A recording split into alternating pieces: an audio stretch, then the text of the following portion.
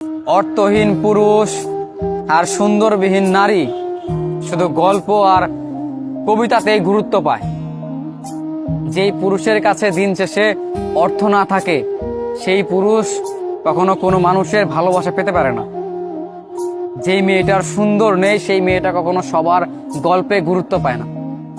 আসলে এই পুরুষ আর এই নারী, এই দুটো মানুষ কখনো কারো গল্পে গুরুত্ব পাবে না, শুধু কবিতা আর গল্পতেই পাবে, তাছাড়া অসম্ভব।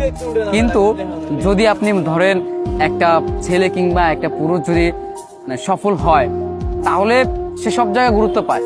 ঠিক তেমনি একটা মেয়ে যদি সুন্দর হয়, তার যদি সৌন্দর্য থাকে প্রচন্ড, তাহলে দেখবেন তাকে ভালোবাসার জন্য কোনো ছেলের কমতি হবে না। প্রত্যেকটা মানুষের কাছে সে প্রিয় মানুষ হয়ে থাকবে।